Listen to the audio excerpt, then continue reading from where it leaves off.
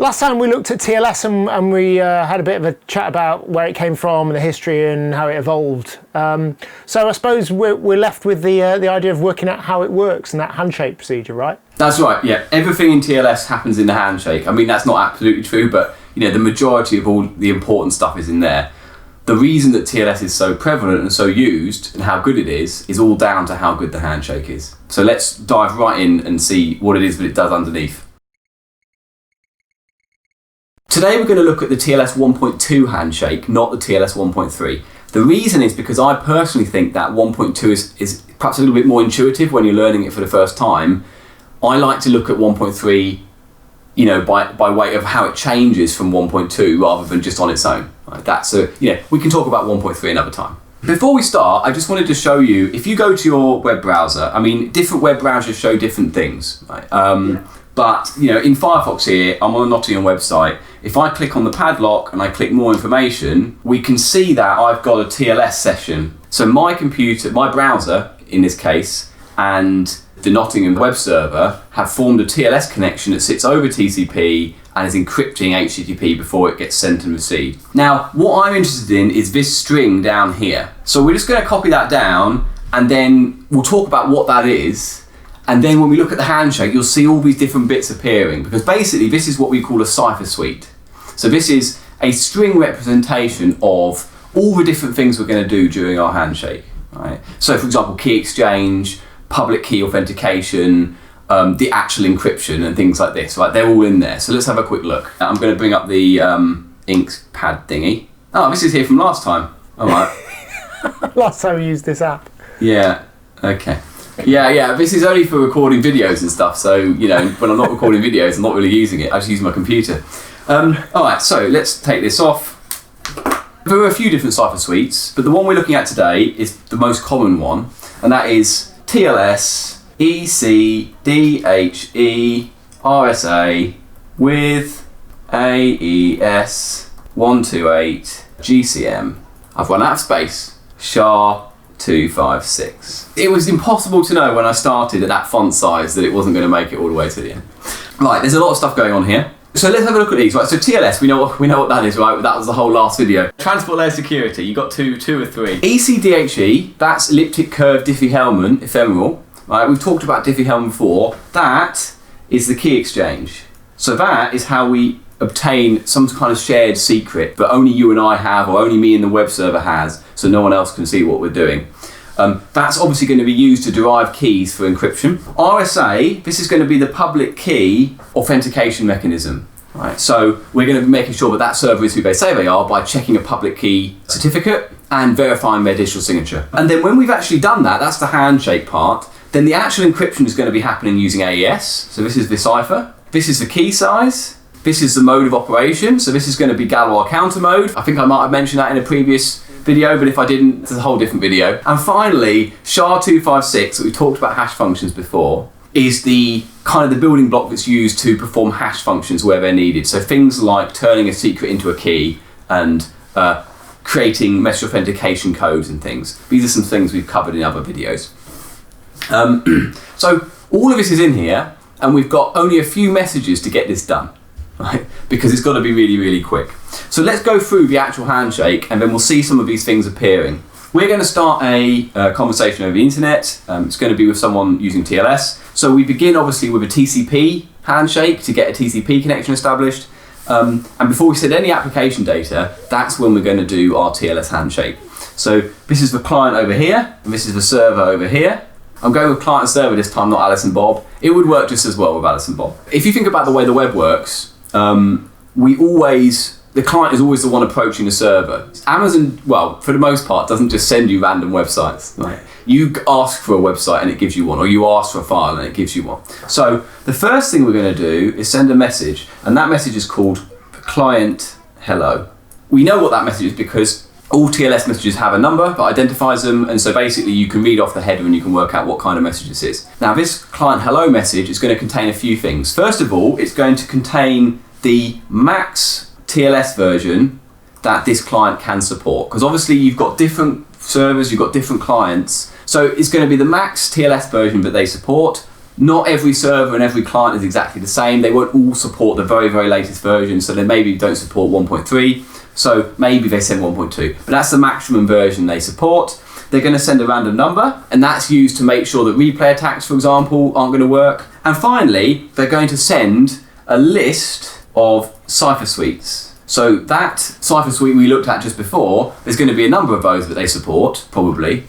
And they're going to send a list of all of those. Each of them has a number, so it's a nice short list. Mm-hmm. Assuming the server's switched on, right, that's a whole different problem. Right, so I'll rub that out.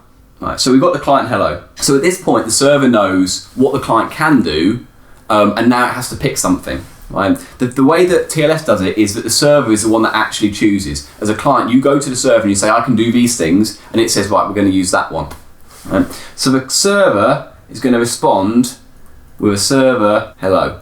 Now, that's going to contain very similar things to what the client hello contains. So it's going to have a chosen TLS version, right? So let's say the client supported 1.3, but the server only supports 1.2, it will send back 1.2. Right? It's going to choose one of the Cipher Suites, and usually it will have some kind of configuration and which ones it prefers and things like this. And then it's going to also send a random number. Right? If the server doesn't support any of the versions or the Cipher Suites that the client does, which is very unusual, then obviously this is not going to work. They're going to send back some kind of failure message, right? They'll actually send back a TLS alert, and that will say, yeah, it's not going to work, right? We won't be having a conversation. All right, so this is the beginning of the handshake. We now know what we're going to do.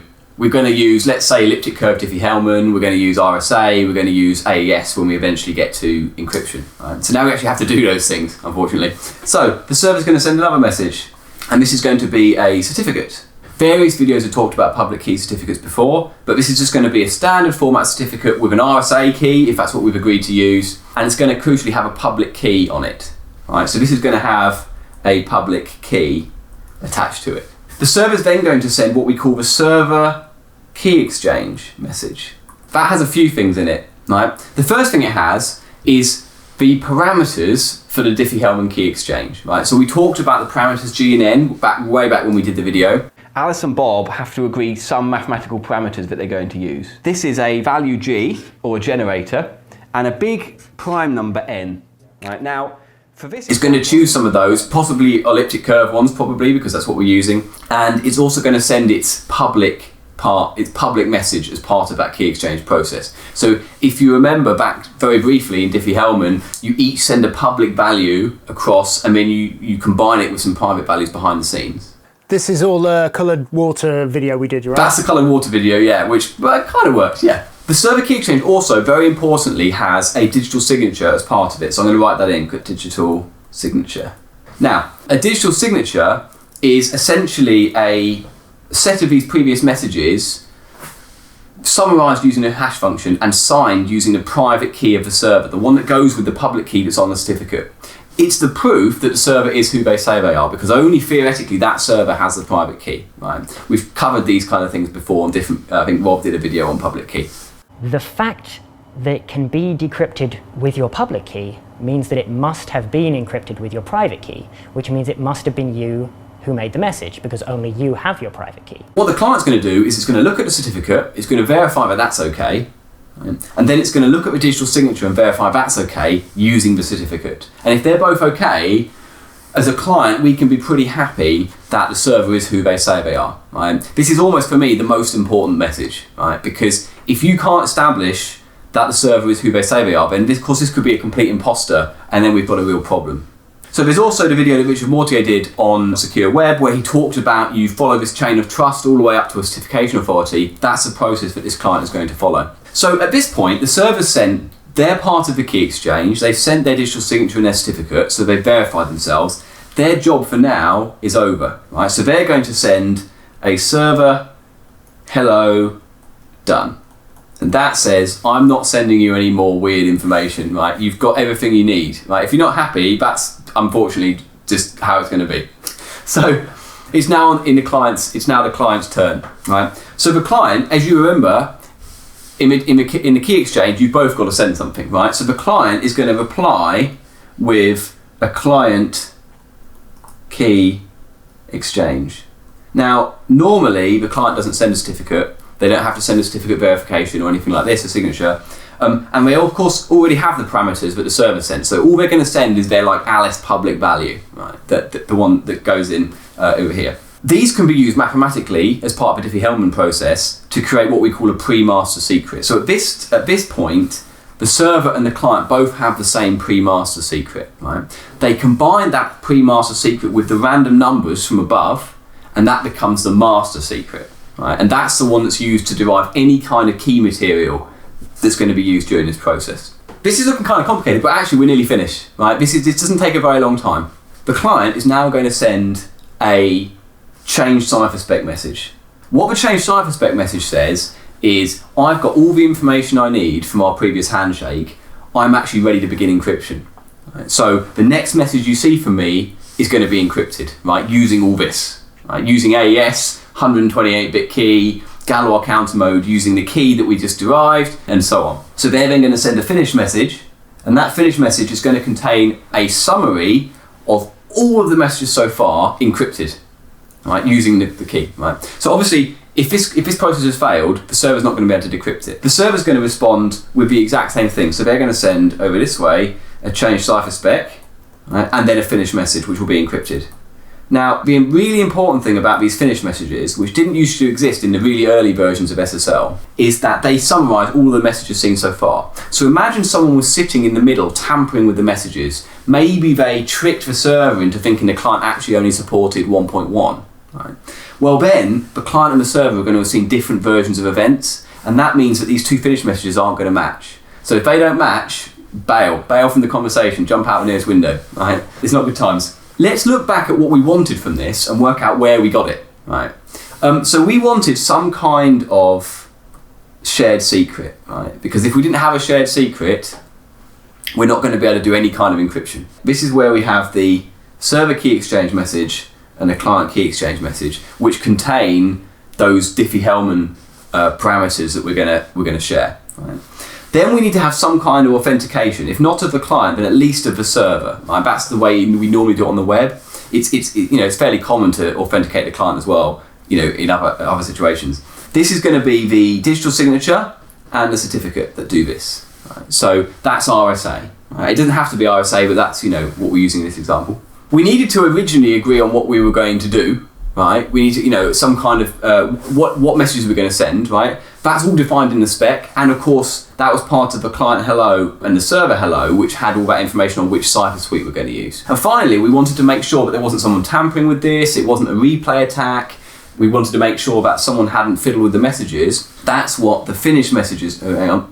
Green, I've run out of colour. Yay. This is what, I've got quite a lot of colours compared to my felt tip pens. Right, that's what the finish messages is doing. Right, the finish messages are making sure that no one's tampered with the messages, and also the random numbers that are part of the client and the server hellos also prevent things like replay attacks. They make sure that the key material is different every time, and so on and so forth. So this has everything we want. Right, it's very, very difficult to break into this, for want of a better phrase. And the other thing to know is that we've gone once from the client to the server, and then we've gone back from these messages are usually sent basically in the same packet, or very close together. Back from the server to the client, back to the server, back to the client, and then we're ready to go. So it's 2 round trips, right? So if you live 200 milliseconds away in terms of transmission time from the server, this is going to take 400, just under half a second basically to do this, which is what happens when you go to a website. When you type in a URL, it'll do a DNS lookup if it hasn't been already cached, and then you'll just do this very quick TLS handshake and then encrypt everything, right? So it's really, really quick. TLS 1.3 does this in just 1 round trip, right? So they've sped it up even faster. How many times would this happen? Is this something that gets refreshed every now and then? Is this for the entire session of your time browsing that website? Yeah, it's going to depend on a few different things. Usually, you would set up a TLS connection, and then you would go off to, let's say, for an index.html page, and then images that you download will also have use the same connection. Right? You wouldn't do a TLS handshake for every different resource, but then if you browse away from the website and come back, that would likely be a new exchange, right? There is kind of session resumption and stuff that will sometimes be implemented on a server level. That will depend on the configuration of the server. I guess you could imagine that if you're a server sending out hundreds of thousands of these, being able to resume sessions when it's safe to do so kind of makes sense, right? From a sort of computation point of view. Verifying certificates and things does take a little bit of time. I guess if there's ad servers involved, they will be separate connections. Yeah, if you go off to another server to get a resource, whether it's an ad or something else, that's going to be a different TLS connection. Sometimes you get one of those warnings where only part of your session is encrypted. That's because you've got an HTTPS or sort of TLS session set up, but one of the resources you're fetching out is not HTTPS, so that's unencrypted, right? That's just bad website programming to do that. If you stay on a website for a long time, then keys or this session will be refreshed every sort of half an hour or something like that to make sure that you've got new keys, new key material, and you've got that perfect forward secrecy. You said it, 1.3 is even faster. I mean, has everybody moved to 1.3 or is that relatively new? No, not at all. I mean, we just went on the Nottingham website and they're supporting 1.2, right? And I'm not singling them out. Loads of people are still supporting 1.2. Perhaps one of the differences, so 1.0 and 1.1 have now been deprecated officially, so we're not supposed to use them. But unlike those, 1.2 is actually still pretty good, right? And if you configure it, it's basically the same as 1.3, just a little bit slower with the handshake. It doesn't support quite as many different things. Really, what 1.3 did is obviously a faster handshake, and it locked down a lot of the Cipher Suites you can use and things like this. If you're only using those Cipher Suites anyway, 1.2 is not that big a deal. Right? It involves, reinstallation of a lot of server software. People are just being a little bit slow, but it's not a huge problem, right? Most browsers now support 1.3, so if you go to a website that supports it, you'll be able to find one. Carry on copying for another 65,528 worth of bytes. Now, where are those extra bytes going to come from? Well, they're going to come from whatever follows on in memory, in the computer's memory that's there. If we're lucky, that data will be meaningless. So it's still just you claiming to be whoever you claim to be. And I've got no other way of checking that out, which is why a lot of browsers